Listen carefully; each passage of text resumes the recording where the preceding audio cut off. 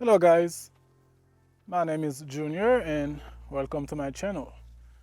So this channel is created for beginner.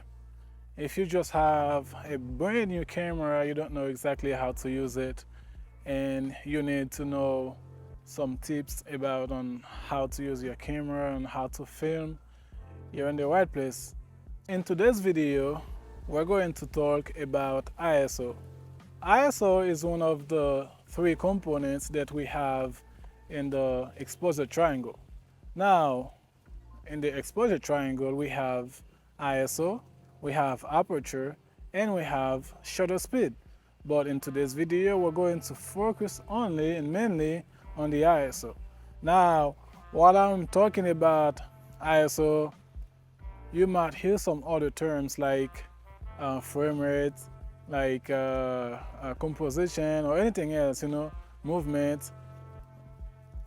Don't worry, okay? Because I'm gonna make a whole video about each of those things. The same way I am talking about ISO right now, I'm gonna make a video to talk about aperture. I'm gonna make a video to talk about shutter speed, because in the triangle, in the exposure triangle, all those three things work together. You change one of them, it affects the other one. So we're gonna try to just focus on the ISO today. What is ISO? ISO is what gives you the ability to make your images bright or dark. I mean, if you're shooting outside and it's too bright, you can make your image darker if it's too bright outside, and if it's too dark, you can use the ISO to make your images brighter. Now, remember what I said, the ISO works with the other two components on the exposure triangle. It works with the shutter speed and it works with the aperture. Now, we change the ISO, it's going to affect one of those other two or both of them together. As of right now, I am using, my camera is set at 30 frames per second, and my aperture is at f4.5, I think, and then I have my ISO at 200. Why 200? ISO control the sensitivity of the light that come through the sensor of the camera, right? That hit the sensor of the camera. Now, the more sensitive the light is, the more grainy, it's like the more noisy your images will be, okay? So the less and the better the images will be. Okay, so during a bright day like this, it's always best to keep your ISO at 100, 200. That's no problem at all, as long as it doesn't affect the other two components, which is again shutter speed and aperture.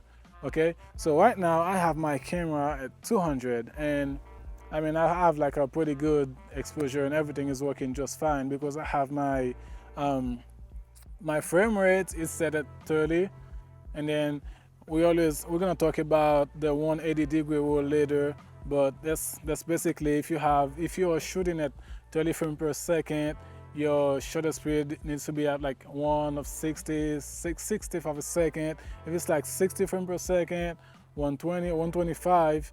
So I'm gonna explain that to a whole new video later. But now let's just try to focus on the ISO. Like I said, everything you change on the ISO might affect the other two components. Okay, so on a day like this, 200 is just fine. Now let's say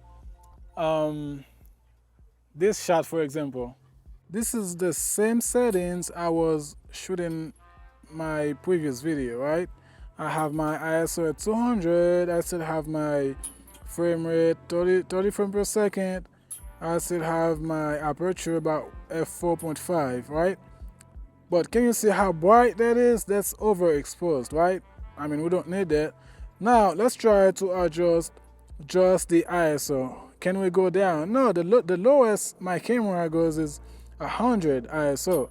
So if I try to bring it down a little bit, you can see it's not doing much. Okay, that's 200, and that's 160, and that's 100. See, it's still overexposed. Now let's leave it at 100. Okay, it's overexposed. It's still overexposed. We can't do anything. The only thing we could do right now to fix this image is bump up the aperture to all the way, let's see, f10, okay? And now we have a better image.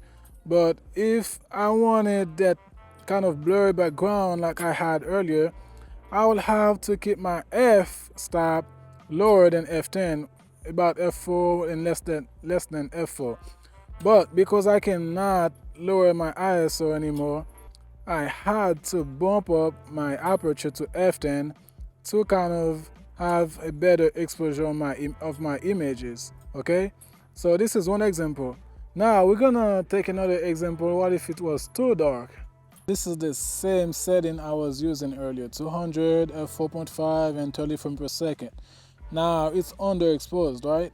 So if I wanna get a better exposure, I would have to try to bump up my ISO. Well, when I do that, let's see, if I bump it up a little bit, it's still not good yet. We go all the way to maybe 300.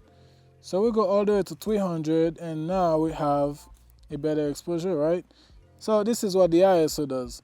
Basically, it gives you the ability to expose your image better. Okay, so now that we know how we can make our video brighter and how we can make it darker just by using the ISO, what do you think? Do you feel like this video is helpful?